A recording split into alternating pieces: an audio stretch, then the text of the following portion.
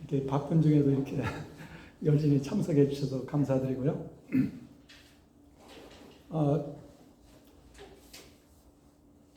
그동안 제가 여러 번 말씀드렸습니다만은 로마서 6장부터 8장까지는 우리 그리스도인들의 삶의 원리를 우리에게 가르쳐 주는 것을 우리가 보게 되죠. 그래서 예수님을 믿음으로 죄 용서받고 하나님 앞에 의로운 자로 인정받아 하나님 앞에 구원, 곧 영생의 복을 받은 이러한 하나님의 백성 또는 하나님의 자녀로서 우리 그리스도인들이 어떻게 살아야 하느냐 하는 이와 같은 그 그리스도인들의 삶의 원리 이런 것을 가르쳐주는 것이 로마서 6장부터 8장이다 하는 것을 우리가 보았습니다. 생각을 했죠. 그래서 굉장히 중요한 내용인 것을 우리가 알게 됩니다. 어떤 측면에서 보면은 로마서 1장부터 5장까지는 우리가 대개 다 잘 알고 있는 그런 내용이라고 할 수도 있어요. 우리 그리스도인들이 바로 우리가 어떻게 구원을 얻느냐 하는 그 구원의 방법에 대한 이런 것이 주된 내용인 것을 우리가 보게 되죠. 그래서 로마서 1장부터 5장까지는 사람이 죄와 죽음에서 벗어나 생명을 얻고 영생을 얻는 그런 하나님의 큰 구원의 축복, 복을 받는 그 방법, 이것에 대해서 얘기한 것을 우리가 보았습니다.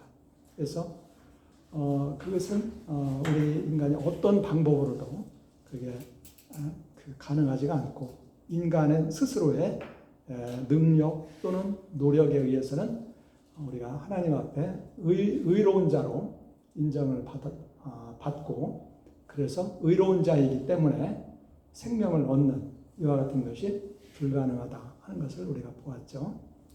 그 대신에 우리는 하나님께서 우리를 사랑하시고 사랑하셔서 은혜로 그 아들을 우리에게 보내주셔서 그 예수님이 우리 인간의 죄를 대신하여 화목제물로 죽으심으로 그렇게 하면 우리의 모든 죄에 대한 대가를 치르심으로 우리가 죄 용서받고 죄에서 벗어나 하나님 앞에 의로운 자로 인정받고 그리고 하나님 앞에 의로운 자로서 영생을 얻는 영생을 누리는 그러한 하나님의 축복의 백성이 된다 하는 것을 우리가 배웠습니다. 그래서 다만 우리 사람에게 하나님이 원하시는 것, 요구하는 것은 오직 믿음이다 하는 것을 우리가 보았죠. 오직 믿음에 의해서 우리의 어떤 선행, 또는 공로, 우리 자신의 노력, 우리의 능력, 우리 자신의 지혜 이런 것으로 되는 게 아니라 바로 하나님의 아들 예수님이 우리를 위해서 대신 죽으신 것 그리고 그가 죽은 지 사흘 만에 다시 살아나신 것 그래서 그가 지금도 살아계신 하나님의 아들이신 것을 그것을 우리가 그게 복음이죠. 그 소식을 듣고 그것을 통해서 하나님의 그 사랑, 은혜를 깨닫고 그 예수님을 나의 주님으로 믿을 때, 영접할 때 하나님은 우리의 그 믿음을 귀하게 보신다 이렇게 얘기했어요. 그렇죠? 그러니까 우리의 믿음은 우리의 어떤 공로라고 할 수 있을까요? 아니죠. 단순히 주시는 선물을 받는 것에 불과한 겁니다. 그럼에도 불구하고 받는 그것이 중요한 거예요. 아무리 좋은 선물을 줘도 안 받으면 소용이 없잖아요. 그런데 바로 이 믿음이라는 것은 그 선물을 주었을 때 그 선물이 참으로 귀한 것인 것을 알고 그 선물을 감사함으로 받는 거예요. 그것이 믿음인 것입니다. 그래서 그것이 필요하다. 이게.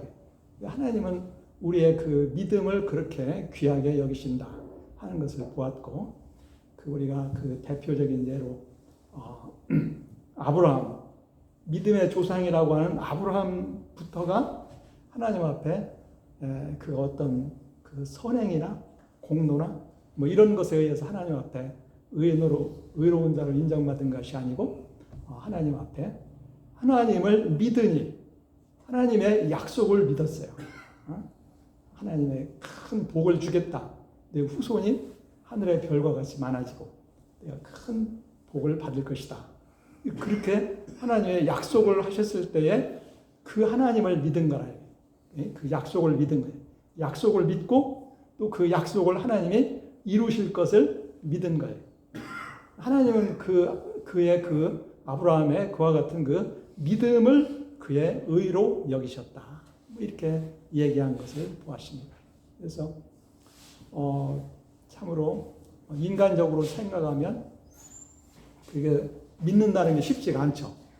사실 아브라함이 그 당시 한 나이가 80 정도 됐고, 그의 아내 사레가 한 10살 차이니까 70쯤 됐단 말이에요. 근데 그 하나님께서는 이와 같은 그럼에도 불구하고 아브라함은 하나님의 그 약속을 믿었어요.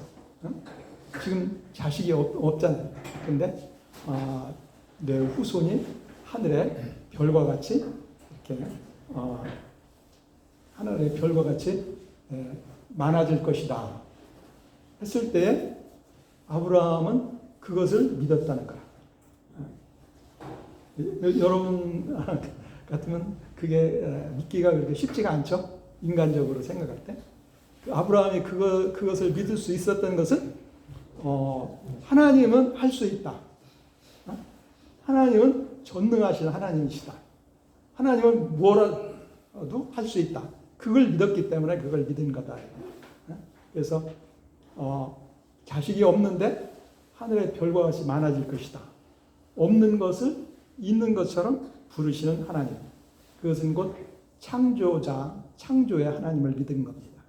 그 다음에 또 지금 자식이 없잖아요. 그리고 자식을 낳는 데 있어서는 아브라함이나 어떻게 보면 특히 더 사라의 경우 자식을 낳을 수 없는 그런 그 인간적인 그런 측면에서 볼 때 그런 상황이었습니다. 죽은 자와 같은 그런 상황이었죠. 그런데 그 사라를 통해서 아들을 낳을 것이고 자식이 있을 것이고 또 그 자식의 후손들이 하늘의 별과 같이 많아질 것이다.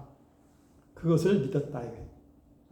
그것을 바울은 성경에서도 그렇고 뭐라고 얘기하냐면 아브라함은 죽은 자를 살리는 하나님을 믿었다.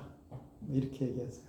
죽은 자와 같은 아브라함과 사라에게서 새 생명이 태어날 것을 믿었다. 하나님의 전능하심.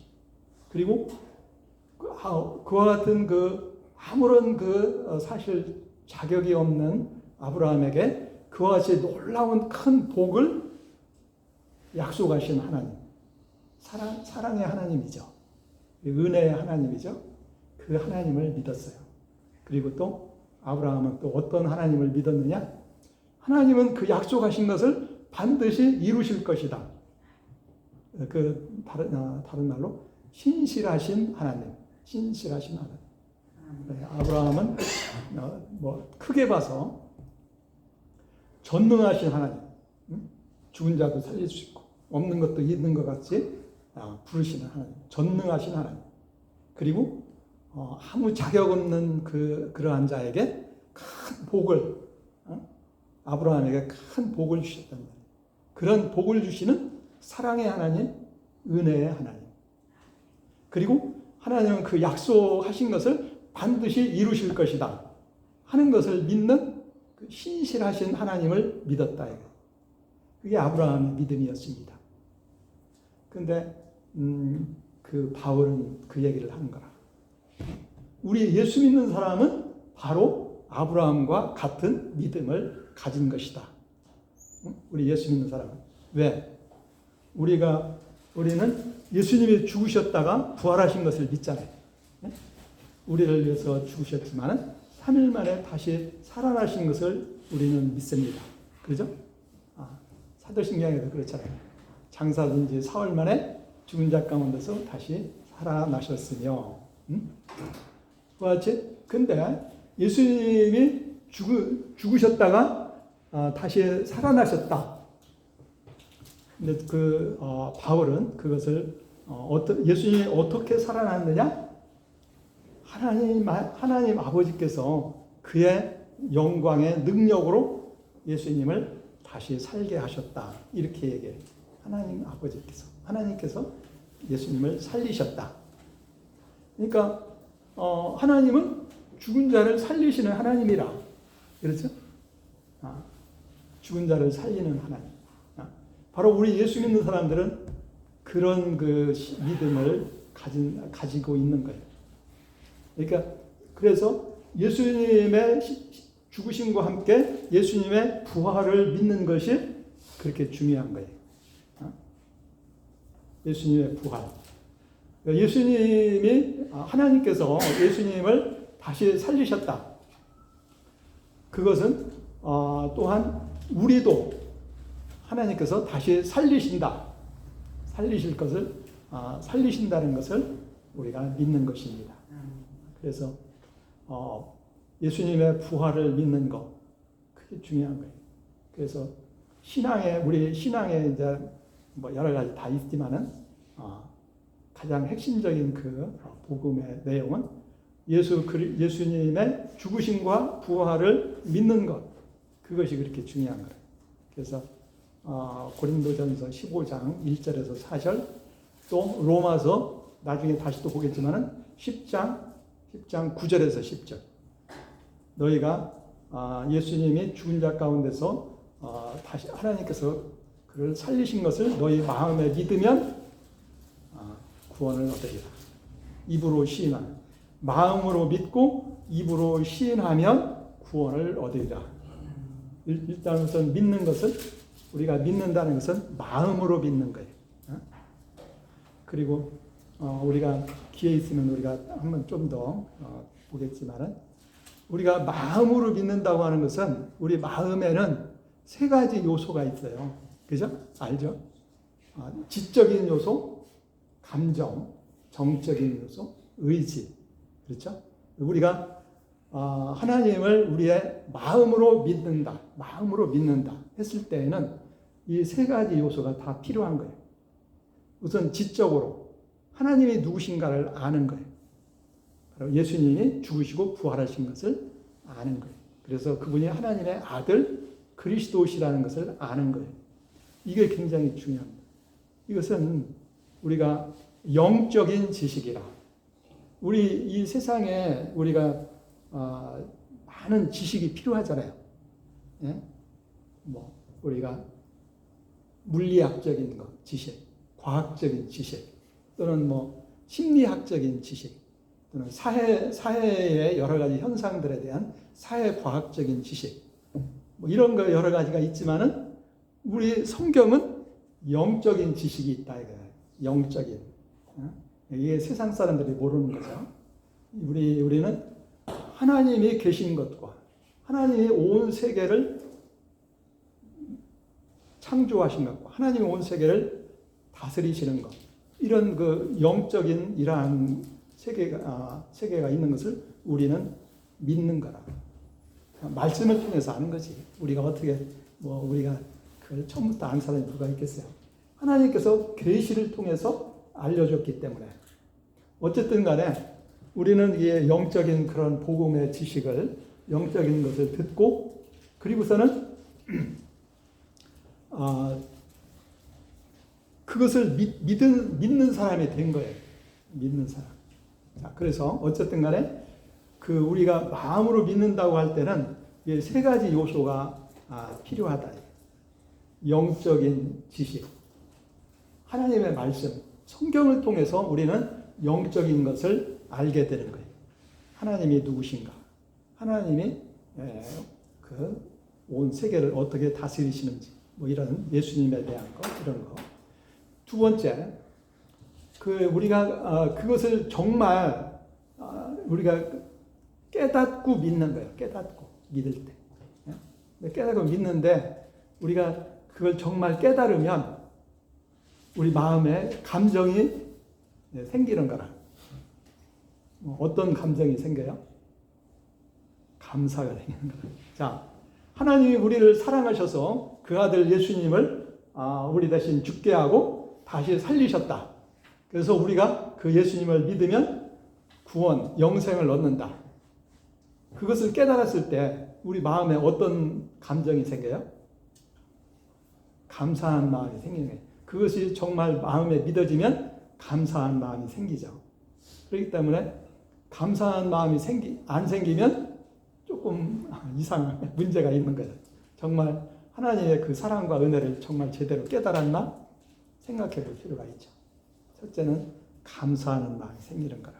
그래서 우리 예수님을 참으로 알고 믿는 사람은 감사할 줄 아는 사람이에요. 하나님의 은혜를 깨달으니까. 그리고 감사해서 조금 더 나가면 뭐가 생깁니까? 기쁨. 그렇지. 기쁨도 생기고 또 조금 더 나가면 이제 사랑의 마음이 생기는 거라. 사랑. 우리에게 그렇게 큰 은혜를 베풀어주신 하나님이 너무 감사하기만 하고 그냥 거기서 끝나는 게 아니라 그 하나님을 사랑하게 되죠. 너무 감사하니까. 감사하면 사랑하게 되는 거라. 누가복음 7장에 죄 많은 여자가 예수님께 너무 용서받은 게 많으니까 예수님을 그만큼 더 뜨겁게 사랑했던 겁니다. 사랑하는 마음이 생기는 거예요. 그 다음에 그러면 이제 사랑하면 어떻게 돼요? 사랑하면 헌신. 그렇지. 그냥 우스갯소리로 사랑하면 못 말린다. 뭐 이런 말이 있어요. 그런데 사랑하면 순종하는 거라. 사랑하면 순종하는 거라. 그렇지? 하나님을 사랑하니까 내가 하나님 뜻대로 살겠다. 하나님 뜻대로 살겠다. 그런 마음이 생기는 거라. 하나님을 기쁘시게 하고 하나님 뜻대로 살겠다. 그게 의지의 결단입니다. 그러니까 예수님을 나의 주님으로 믿고 또 그 예수님의 뜻을 따라 살겠다. 그게 의지의 결단이라. 그러니까 우리가 믿는다고 할 때 이 세 가지가 다 포함이 되는 거예요. 의지의 결단으로 예수님을 나의 주님으로 믿는 거예요. 다른 말로 얘기하면 영접하는 거예요. 그것도 의지의 결단 아닙니까? 예수님을 나의 주님으로 믿는다. 의지의 결단이라. 그래서 이와 같이 우리가 예수님을 나의 의지의 결단으로 나의 주님으로 그분을 영접할 때 그 사람의 그 믿음이 완전한 거예요. 온전한 거예요. 온전한.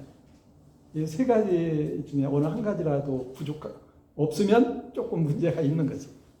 근데 이제 시작은 아는 데서부터 시작해서 참된 깨달음을 갖게 되면 감사와 사랑이 생기고 그리고 예수님을 또는 하나님을 사랑하게 되면 그분을 나의 주님으로 믿는 거예요.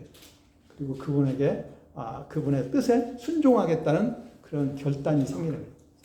그래서 우리가 그 세례 받을 때 그 세례 문답이 바로 그 내용입니다. 예수님을 내가 죄인인 것을 깨닫고 예수님이 나의 구원자임을 믿고 그분을 나의 주님으로 믿고 그분의 말씀대로 살겠습니다. 그렇게 이제 고백을 하는 거잖아요. 그게 로마서 10장에 나오는 입으로 시인하는 거예요. 입으로 시인하는 거. 신앙을 고백하는 거예요. 신앙을 고백하는 거예요. 그게 우리의 의지의 결단으로 그게 그렇게 하는 겁니다. 내 의지로다가 예수님을 믿는다는 결단이 없이 그건 안 되는 거예요. 그래서 이와 같이 해서 우리가 그러한 믿음을 가질 때에 비록 그것이 조금 부족하고 좀 연약할지라도 그러한 확실한 그런 믿음을 가지고 있으면은 하나님은 그를 하나님의 백성으로 받으시는 거예요. 받으시는 거예요. 그래서 그의 믿음을 아브라함과 같은 믿음과 같은 걸로 인정하는 거예요. 그래서 그러한 믿음을 가졌으면 그걸 뭐라고 한다겠어요? 의로 인정한다. 그래, 그것이 너의 의야. 사실 우리가 하나님 앞에 의롭다고 이렇게 스스로 얘기할 수 있는 거 없잖아요. 근데 다만 그 복음을 듣고 그 예수님을 나의 주님으로 믿으니까 그 믿음을 그게 너의 의다. 그것이 너의 의야. 그래서 하나님이 우리를 의인으로 인정하는 거예요. 믿음이 그렇게 중요한 거예요. 믿음. 물론 그 믿음도 하나님이 주시는 은혜를 주시는 거죠. 뭐 그렇기는 하지만은 어쨌든 하나님께서 그 깨닫는 마음을 주셔서 그걸 깨닫고 그러한 믿음을 가졌을 때에 그 믿음을 우리는 끝까지 굳게 지키는 것이 필요한 거예요. 그래서 사도 바울이 그 디모데후서 4장 7절, 8절 마지막에 그러더래요. 내가 선한 싸움을 싸우고 달려갈 길을 마치고 믿음을 지켰으니 이제후로는 나를 위하여 의의 면류관이 예비되었느니라. 믿음을 하나님께서 주신 그 귀한 믿음을 우리는 끝까지 지켜야 돼요. 우리의 그 생명보다 더 귀중하잖아요. 영생을 우리에게 보장하니까. 자, 어쨌든 이와 같이 우리가 이런 믿음을 가진 사람은 다 아브라함의 복에 참여하는 거예요. 그 사람이 참 아브라함의 후손이야. 그게 굉장히 중요한 겁니다. 이스라엘 사람들은 혈통적으로 우리가 아브라함의 후손이니까 우리가 선민이야 이렇게 생각했지만은 알고 보니까 혈통적으로 아브라함의 후손이라 해서 그게 다 참된 아브라함의 후손이 아니라는 거라. 로마서 9장에서 그렇게. 갈라디아서도 그렇고 참된 아브라함의 후손은 아브라함과 같은 믿음을 가진 사람이 참된 아브라함의 후손이야. 그래서 그 사람들이 참으로 하나님께서 아브라함에게 약속한 그 복에 참여하는 거예요. 그 복에. 그 사람들이 바로 하나님의 자녀들이에요. 아브라함의 후손이고 하나님의 백성이고 하나님의 자녀예요. 자녀. 이렇게 되는 겁니다. 그래서 우리가 이미 보았지만은 그 다음에 하나님께서는 우리가 예수를 믿어서 하나님 앞에 의로운 자라고 인정받을 때에 모든 복을 한꺼번에 주시는 거라. 그걸 우리가 알아야 돼. 하나님 나라의 모든 복을 우리에게 한꺼번에 주는 거예요. 물론 그것이 아직 완전하게 우리가 다 아직 경험은 하고 있지 못하지만은 예수님을 참으로 믿으면은 하나님 나라의 모든 복이 한꺼번에 우리에게 주어지는 거예요. 그것은 마치 어린아이가 태어나면 인간으로서의 모든 것을 다 가지고 태어나는 거라. 조금 이제 태어나가지고 조금 더 있다가 또 뭐 어떤 그 지적인 능력이 그때 가서 주어지고 조금 더 시간이 지나면은 그때 가서 어떤 다른 뭐가 더 주어지고 그런 것이 아니에요. 어린아이가 처음 태어나면 비록 아직 모든 것이 어린아이와 같은 그런 상태이긴 하지만 인간으로서의 모든 것을 가지고 태어나는 거예요. 이와 같이 우리가 예수를 믿어서 하나님의 백성이 되고 자녀가 되면 하나님의 백성으로서 하나님의 그 자녀로서 또는 하나님 나라의 모든 것을 우리가 가지고 태어나는 거예요. 영적으로 새로운 사람으로. 그래서 우리는 죄 용서받아 하나님 앞에 의롭다고 인정받고 의인. 그 다음에 이미 우리는 영생을 얻었어요. 하나님의 생명을 가지고 있는 거예요. 그 다음에 우리는 하나님의 자녀가 되는 거예요. 그리고 우리는 하나님의 백성이 되고 또 하나님의 성령이 우리 안에 오셔서 우리와 함께 계시는 거예요. 우리가 예수를 처음 믿기 시작했다가 조금 더 열심히 하면 그때 가서 성령을 주시는 게 아니에요. 예수님을 참으로 나의 주님으로 믿을 때에 성령이 우리에게 오셔서 우리와 함께 계시는 거예요. 이와 같이 우리에게 모든 필요한 것을 주시는 거예요. 그리고 그 다음에 이제 우리는 우리의 믿음이 성장하는 거예요. 어린아이가 성장하듯이.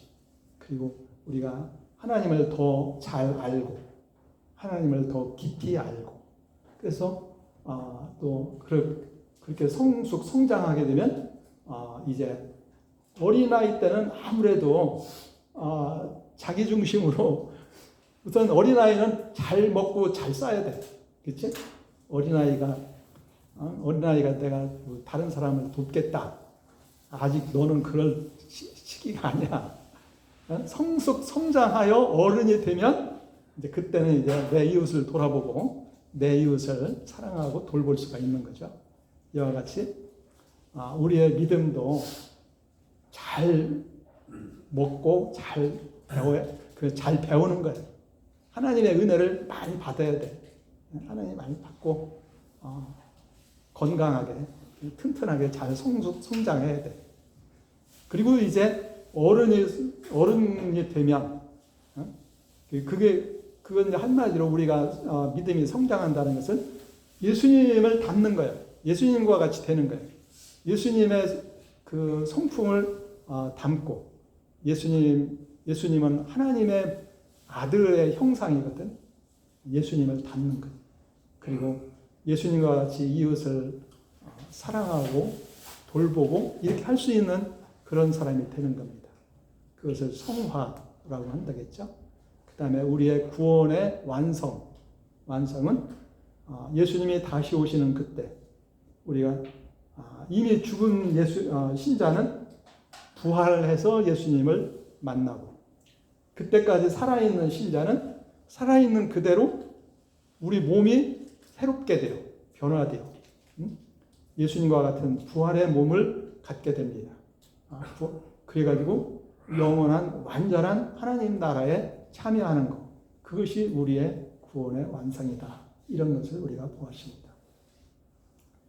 자, 이거 얘기하다 보니까 이렇게 나왔는데, 자, 그래서 여기까지가 우리가 어떻게 구원을 받느냐 중요한 거죠. 우선 이게 가장 먼저 이게 중요한 거죠. 그러나 그 다음에 우리에게 또 한 가지 중요한 게 있어. 자, 그러면 우리가 이제 예수를 믿어서 구원받은 하나님의 백성이 되고 자녀가 되었어요. 그러면 그 다음에는 어떻게 살아야 되느냐? 그런 문제가 남아있는 거라. 우리가 단지 예수 믿고 천국 가는 것만 목적이라고 하면 예수님 믿고 바로 천국을 가야지. 왜 바로 천국에 안 가고? 이 세상 쉽지 않잖아요. 사는 거. 이 세상에서 왜 때로는 고생하면서 이렇게 우리가 살아야 되는가? 이런 굉장히 중요한 거기에 의미가 있어요. 하나님. 그것은 이제 그리스도인의 삶인데, 우리가 이 세상에 사는 동안 어떻게 살아야 되느냐, 이 문제를 다루는 것이 6장에서 8장이다.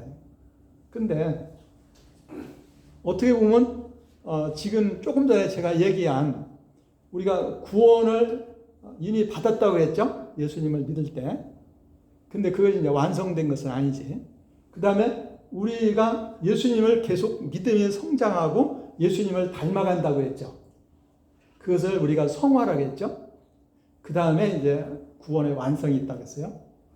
그러면은 이 구원의 과정 속에서 보면은 우리가 이 세상에 사는 동안 어떻게 살아야 할 것이냐 하는 그것은 어디에 속하는 거예요? 두 번째, 성화의 그 내용에 속하는 거예요. 아까 최용석 집사님 기도하는 내용도 있었습니다만은, 그러니까 어떻게 보면은 6장에서 8장까지는 우리 성화의 과정 속에서 우리가 어떻게 살아야 하느냐 하는 그런 것을 가르쳐 줍니다. 이렇게 이제 생각할 수도 있죠. 근데 이제 제가 지난 시간에는 6장에서 8장 전체에 대한 뭐라고 할까? 개괄적인 그런 요점을 제가 얘기를 한 거예요. 그래서 그러느라고 사실 6장을 좀 더 자세하게 보지는 못했습니다만은 중요한 것은 결국은 6장에서 8장 전체를 통해서 바울이 우리에게 가르쳐 주고자 하는 내용이 무엇인가, 그걸 우리가 이제 확실하게 깨닫는 것이, 아는 것이 중요한 거죠. 그래서 두 번째, 그리고 이것을 우리는 항상 하나님의 말씀은 아는 것에서 한 걸음 더 나가서 그것을 우리들의 실제 생활 속에 그걸 적용하고 실천할 수가 있어야 됩니다. 그래야 열매가 맺어지는 거예요. 자, 6장, 7장, 8장. 6장은 이 내용에 있어서 우선 전체적인 개괄적인 내용을 이렇게 얘기를 했어요. 그냥 시간이 있으니까 잠깐만 한 5분 정도로 제가 이 6장의 요점을 얘기하면, 첫째, 우리는 예수 믿는 사람들은 더 이상 죄 가운데 살아서는 안 된다. 그게 첫째. 자칫 잘못하면 어떤 사람들은 그 오해하기를 5장에서 그런 말이 있었거든. 우리들의 죄가 아무리 커도 예수님의 십자가의 그 은혜는 더 크다. 그러니까 우리의 어떠한 죄도 십자가의 은혜로 다 용서받는다. 감사한 일이죠. 근데 그러면 이제 그 다음에 어떤 이제 좀 잘못 생각하는 사람은, 그러니까 죄 좀 더 져도 괜찮잖아. 또는 심지어 어떤 사람은 또 그렇게까지 얘기한다는 거야. 죄를 더 지으면 하나님 예수님의 그 은혜를 더 많이 경험하는 거 아니야? 그렇게 생각하면서 죄를 지어도 괜찮다.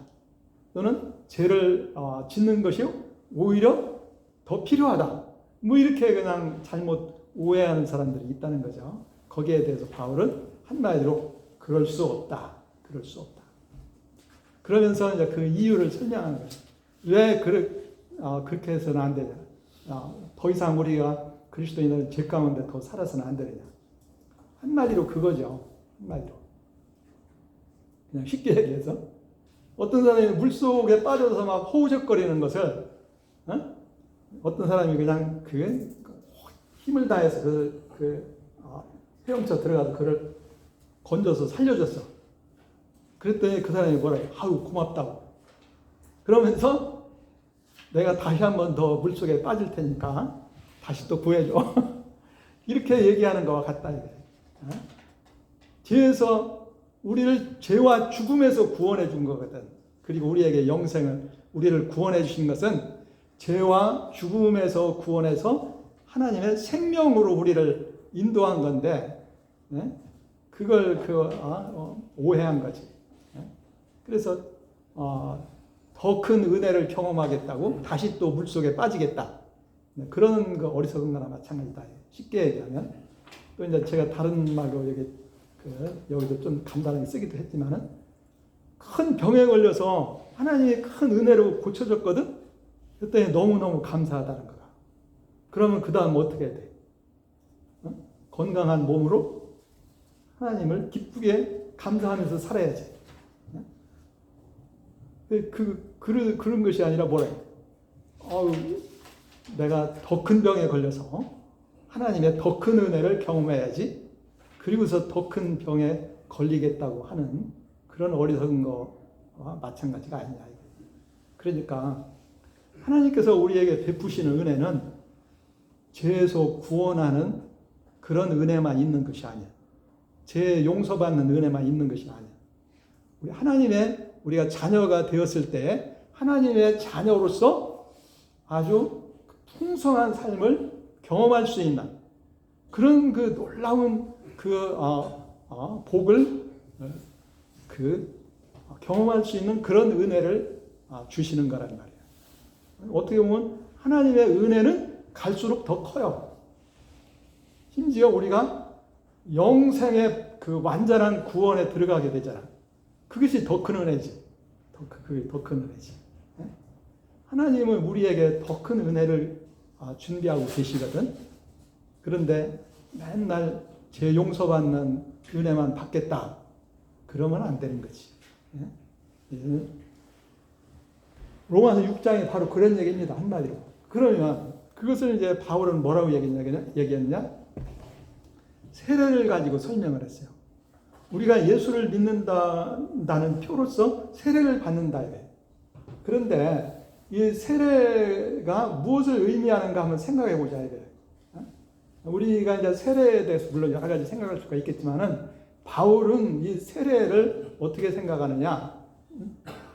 그것을 소속을 생각해. 연합으로 생각해.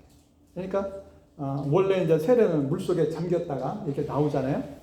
그것이 바로 우리가 예수님에게로 성경에 그렇게 원어에 그렇게 돼. 예수님에게로 세례를 받는다 이렇게 돼 있어. 그러니까 우리가 물 속에 잠기듯이 이렇게 예수님에게로 들어가는 거예요. 그리고 물 속에서 나오는 것은 이제 다시 죄와 죽음에서 벗어나 하나님을 향하여 사는 것이다. 뭐 이렇게 생각할 수도 있고 어쨌든 그냥 이렇게 한마디로 세례라는 것은 우리가 예수님께 속하는 거예요. 소속이야. into 헬라어로 에이스, 영어로 into, 우리말 에게로. 예수님 소속이 되는 거야. 그러니까 우리가 예수님을 믿는다는 것은 과거의 나를 버리고, 과거의 나가 좋아요? 과거의 나가 좋아. 죄 가운데 살았잖아. 그래서 이렇게 살아서는 안 되겠다. 불행이다. 영원한 죽음이다. 그런 걸 깨닫기 때문에 과거의 나를 버리고 이제는 나가 예수님께 속하여 예수님의 그 은혜 가운데 살아야지. 그러고서 믿는 거잖아요. 그러니까 우리가 예수님을 믿는다는 것은 과거의 나를 버리고 예수님께 소속하겠다는 그런 뜻이야. 이렇게 다른 말로 보면은. 그래서 예수님을 나의 주님으로 영접한다는 것은 이제 내가 예수님께 속하여 예수님의 은혜로, 예수님 은혜 가운데 예수님과 함께 살겠다. 그것이다. 그게 세례예요.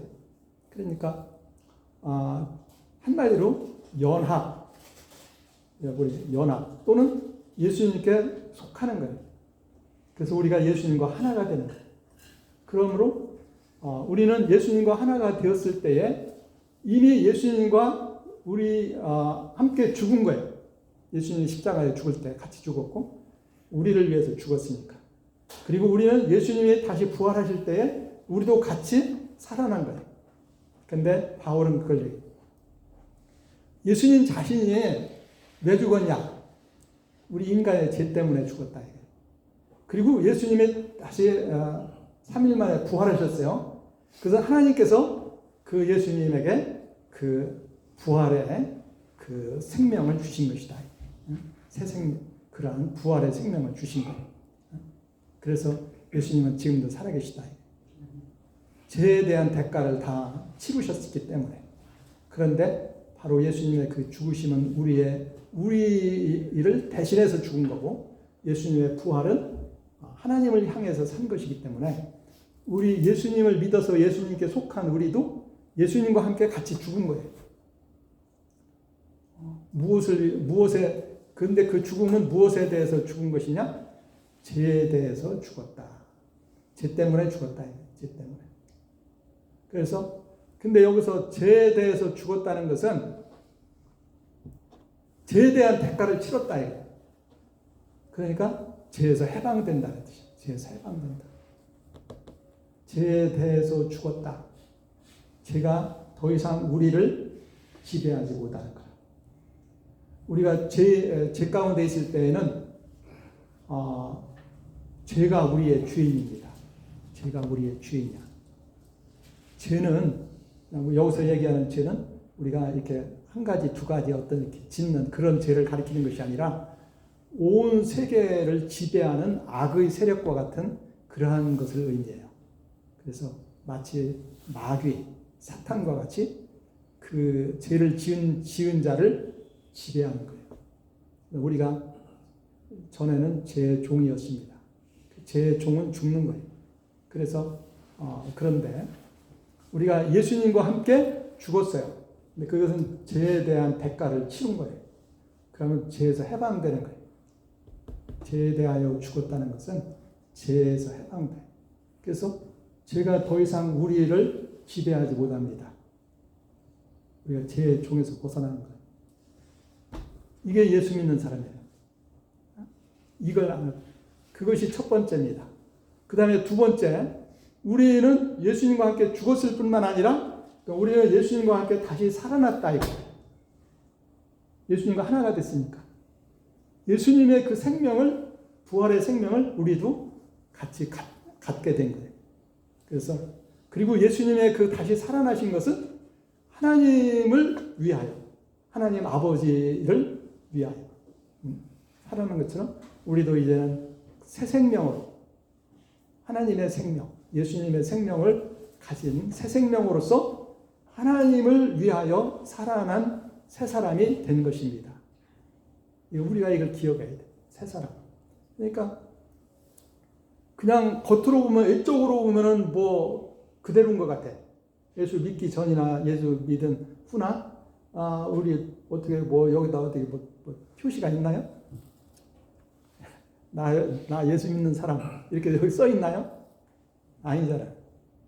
그러나 영적으로 볼 때 그런 놀라운 변화가 있는 거예요.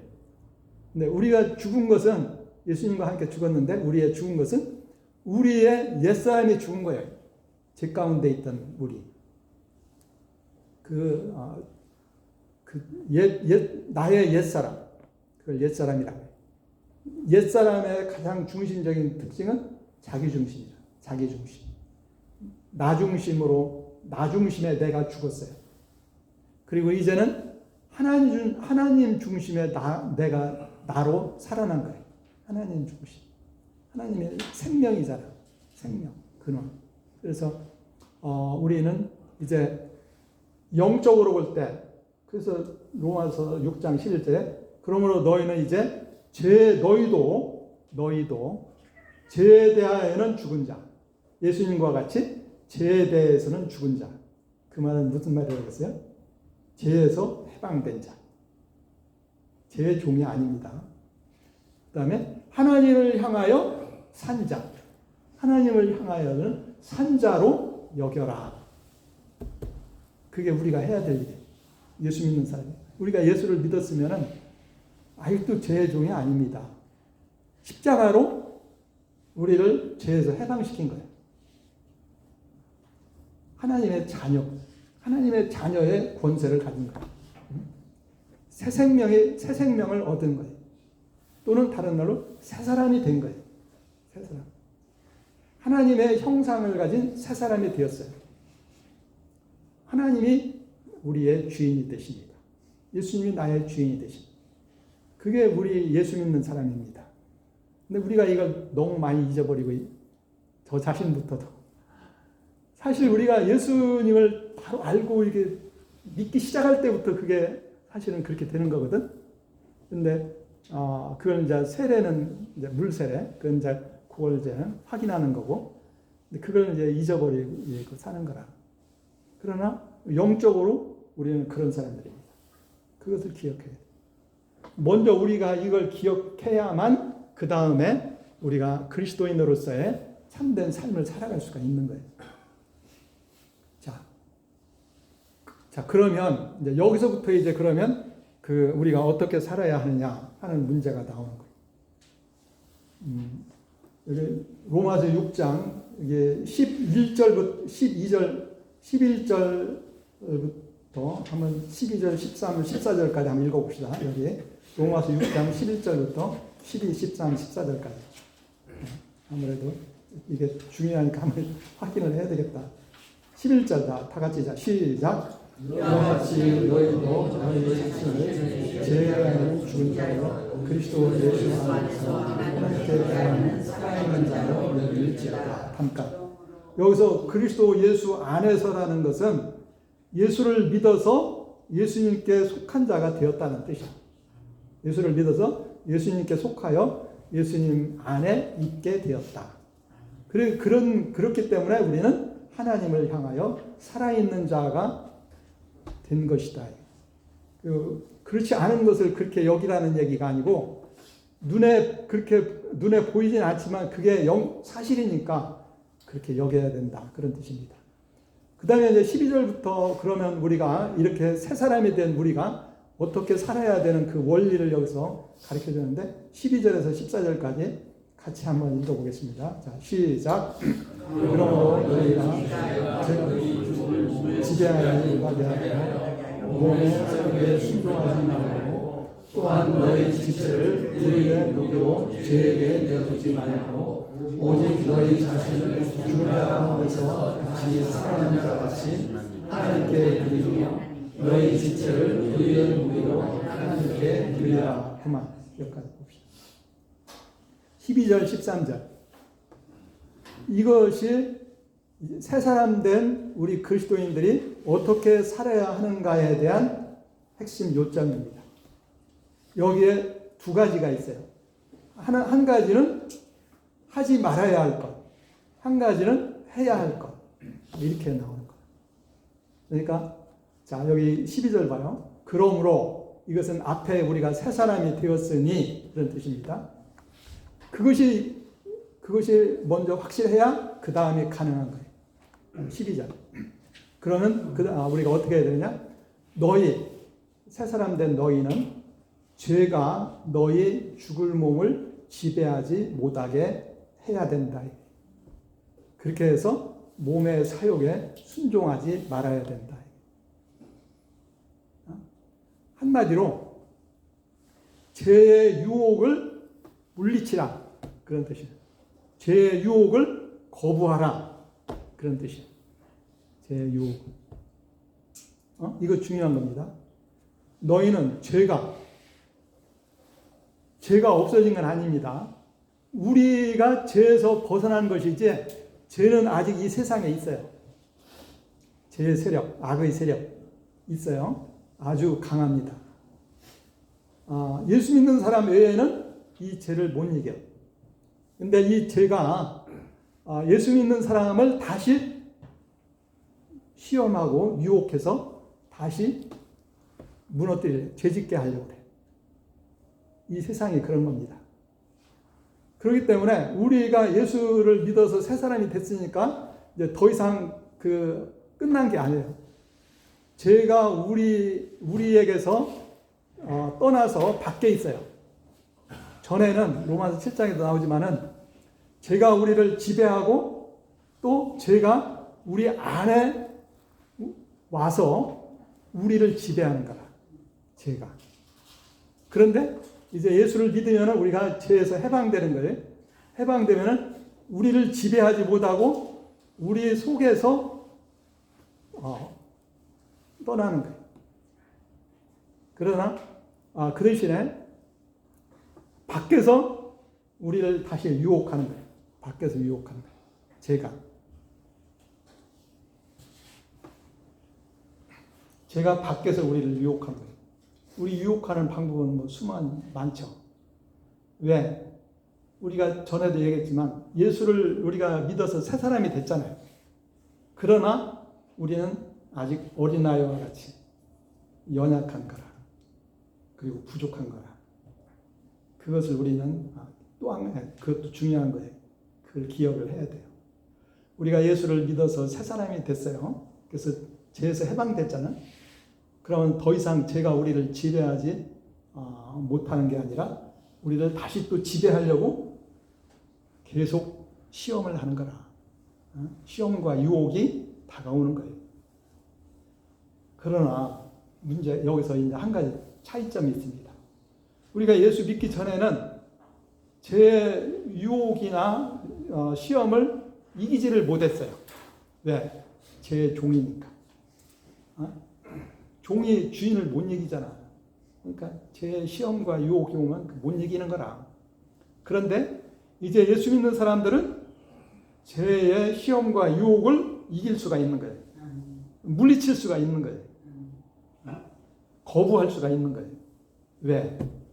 죄가 우리를 지배하지 않거든. 지금 밖에서 시험을 하지만은 우리를 지배하고 있지는 않거든. 그게 여기 14절에 나와 있어요. 14절 다 같이 한번 읽어보자. 시작.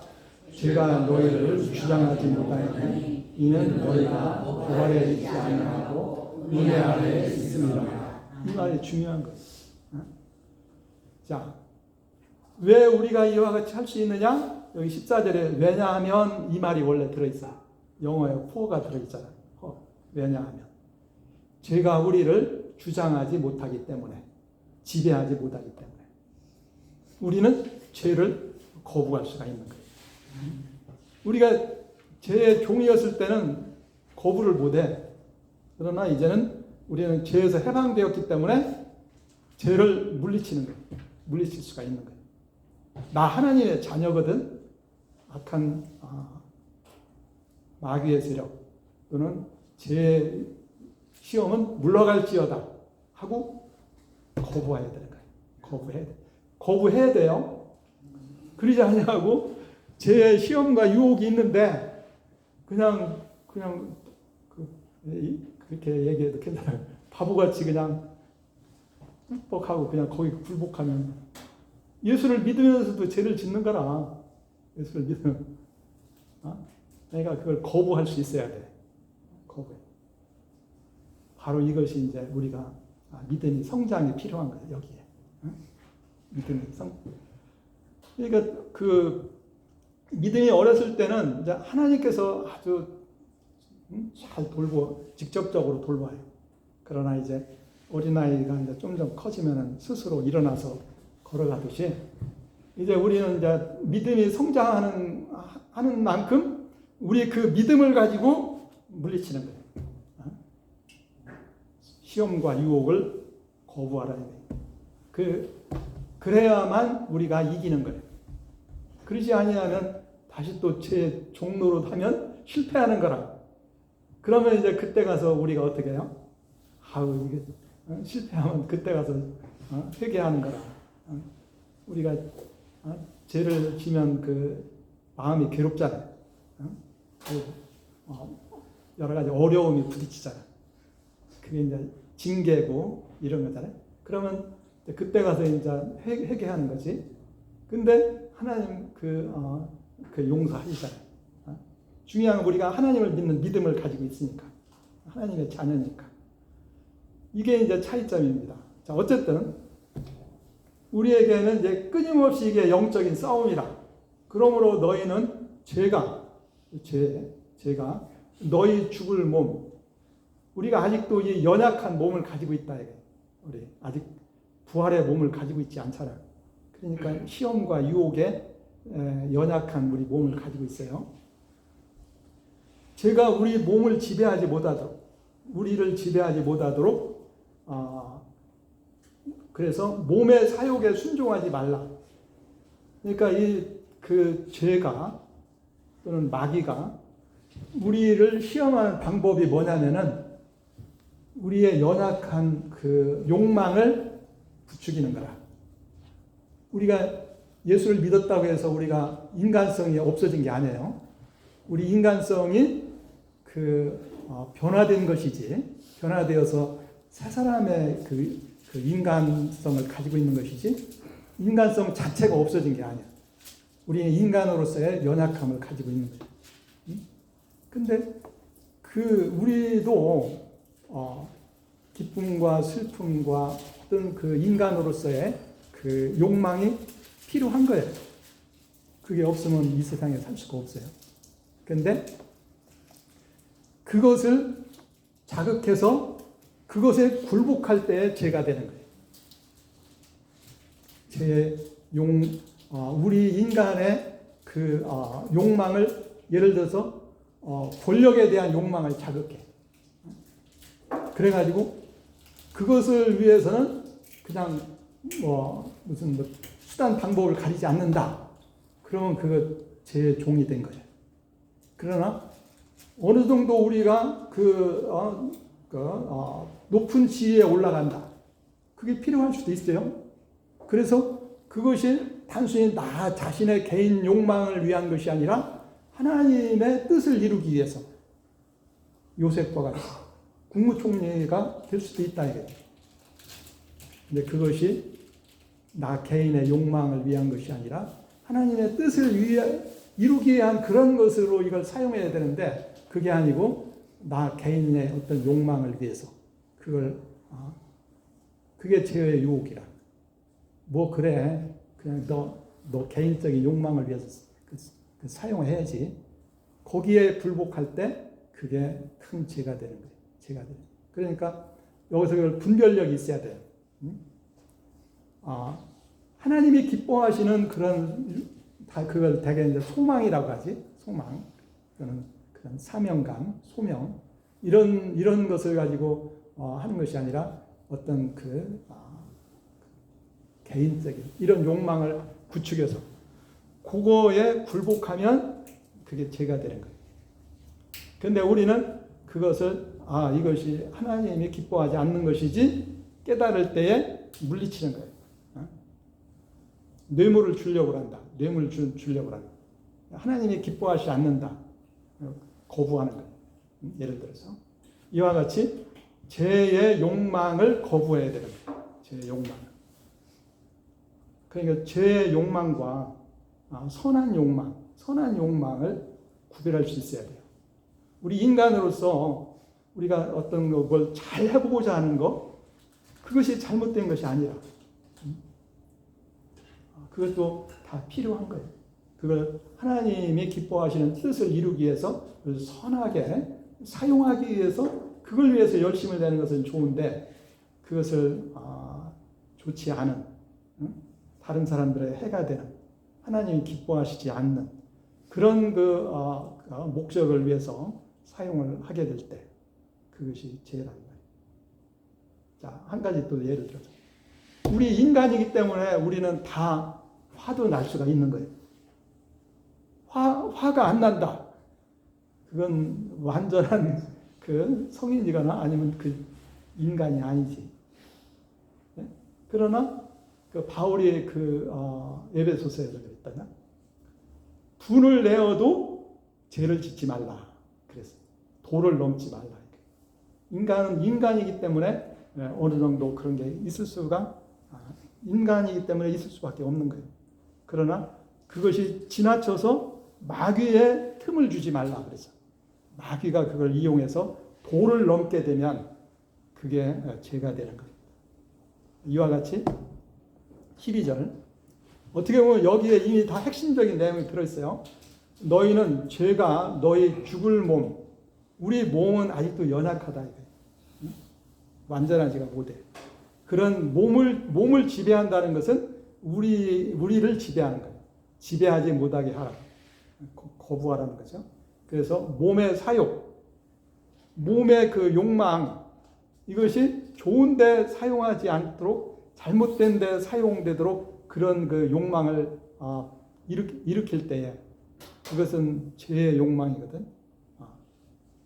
마귀의 욕망, 마귀가 주는 욕망, 이런 것에 순종하지 말고 그걸 거부해야 돼. 유혹을 물리쳐라. 두 번째, 13절, 우리가 해야 될 것. 또한 너희 지체라는 것은 우리의 몸입니다. 우리의 몸. 우리가 이 세상에 사는 것은 우리 몸을 가지고 사는 거예요. 그렇기 때문에 몸 중요한 거예요. 그래서 너희 지체를 불의의 무기로 죄에게 내주지 말고, 어떻게 보면 이건 아까 12절에 있는 거하고 같은 얘기예요. 불의를 위해서 우리 몸을 사용하지 말라. 이게 무기. 죄에게 내주지 말라. 죄에게 주면은 다시 죄의 종이 된다는 거라. 그 다음에 오직 너희 자신, 그 대신에 오직 너희 자신을, 이제 여기서 얘기하는 너희 자신은 새 사람으로서이다. 그 뒤에 설명이 나와 있죠. 죽은 자 가운데서 다시 살아난 자 같이, 죽은 자 가운데서 다시 살아난 자로서 영적으로 다시 살아난 자로서 그와 같이 하나님께 드려라. 우리 몸을 하나님께 드려라. 하나님께 드려. 그래서 너희 지체, 너희 몸을 의의 무기로, 의를 위한 도구로서 하나님께 드리라. 이게 핵심입니다. 6장에서 8장까지 한 요점으로 이렇게 얘기하면 요 두 절로 요약할 수가 있는데 그걸 이제 좀 7장, 8장을 좀 더 자세하게 설명하고 있다 이렇게 볼 수가 있는 거예요. 그러니까 우리가 새 사람이 되었어도 우리는 아직도 연약한 인간성을 가지고 있다. 영적으로나 지적으로나 육체적으로도 연약하잖아요. 모든 것이 연약한 상태. 그리고 또 이 세상은 아직 완전한 하나님의 나라가 안 돼 있어. 오히려 이 세상에서는 악의 세력이 큰 권세를 행사하고 있는 거라. 하나님을 모르는 자들을 지배하고 있어요. 그리고 심지어 예수를 믿는 사람들까지도 시험하고 유혹해서 무너뜨리려고 하는 거예요. 무너뜨려. 이게 마귀의 세력입니다. 끊임없이. 우리는 분별력을 가져야 돼. 영적인 분별력. 분별력을 가져서 무엇이 하나님이 기뻐하시는 거고 무엇이 하나님이 원치 않는가를 분별해서 하나님이 원하는 것을 받아들이고 하나님이 원치 않는 것을 거부할 수 있어야 돼. 여기서 한 가지 우리가 기억해야 될 것. 우리 예수 믿는 사람들은 나 혼자가 아니라는 거예요. 나 혼자가 아니야. 비록 내가 연약하지만, 비록 내가 많이 부족하지만 나 혼자가 아니에요. 그럼 누가 우리와 함께 있습니까? 그렇지. 하나님이 우리와 함께 계시고 예수님이 우리와 함께 계시고 성령님이 우리와 함께 계셔. 우리 예수 믿는 사람들은 나 혼자가 아니야. 하나님이 우리를 구원하신 하나님이 우리의 아버지가 되셔. 예수님이 우리의 주님이 되셔. 우리를 위해 죽으시고 부활하신 예수님은 하나님 보좌 우편에서 우리를 위해서 간구하고 계셔. 주님으로서.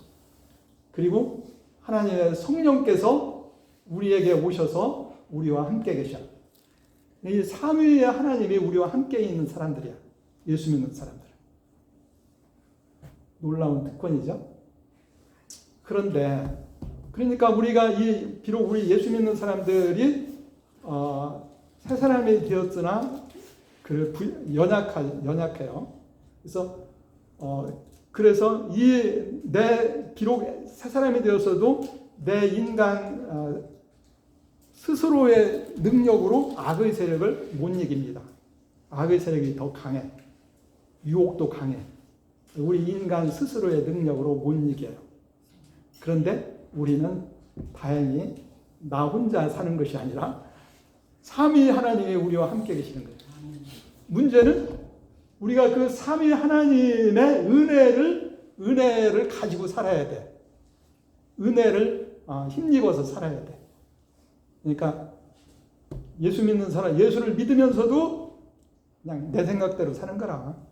내가 알아서 하지. 나의 능력, 나의 지혜, 그걸로 사는 거라.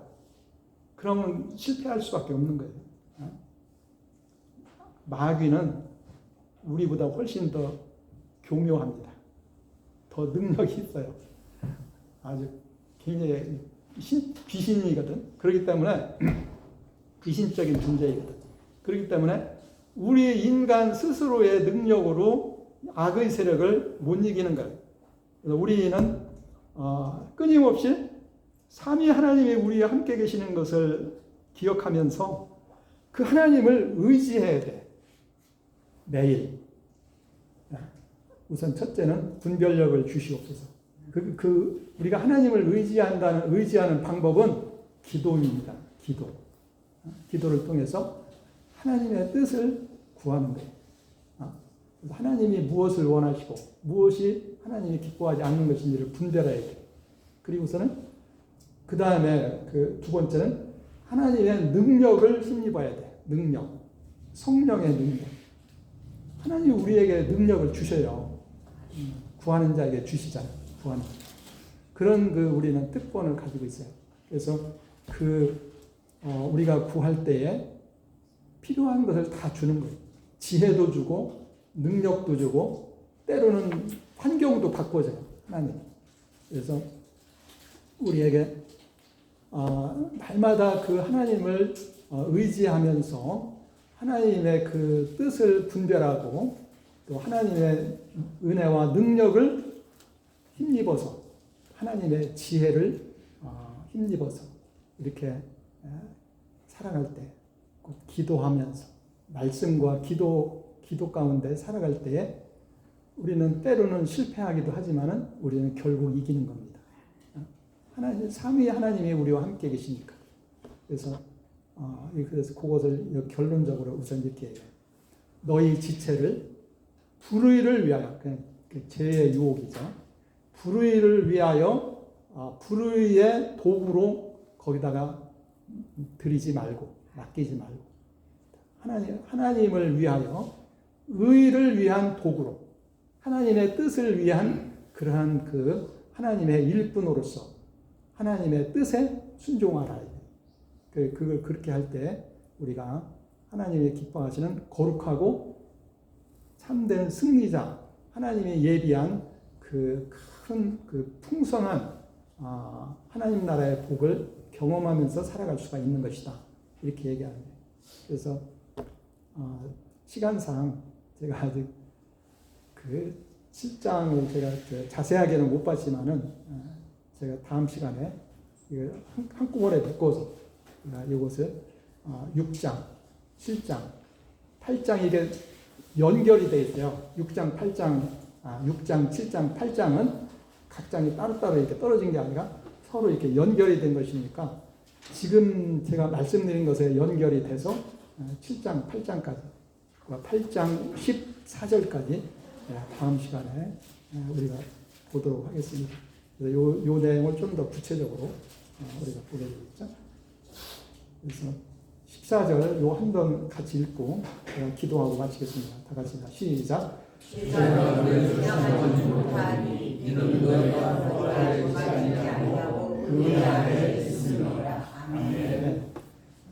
시간상 여기서 제가 기도하고 마치겠습니다.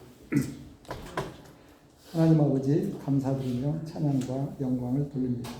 오늘 우리는 특별히 로마서 6장에서 8장까지 핵심적인 요점으로서 특별히 6장에 있는 내용을 통해서 하나님이 우리 그리스도인들에게 어떠한 삶을 원하시는가, 또 왜 그와 같이 살아야 하는가, 그리고 또 우리가 왜 어떻게 그와 같이 살 수 있는가 하는 것을 다시 한번 생각했는데, 하나님이 무엇을 우리에게 원하시는가를 우리가 날마다 깨닫고 분별하며 날마다 하나님의 삼위 하나님이 함께 하심을 믿고 그 삼위 하나님의 은혜와 능력을 힘입어서 이 세상의 죄와 악의 세력을 이기고 하나님 기뻐하시는 뜻을 이루어 하나님께 영광을 돌려드리며 풍성한 삶을 경험하며 살기에 부족함이 없는 그러한 저희가 되게 하여 주옵소서.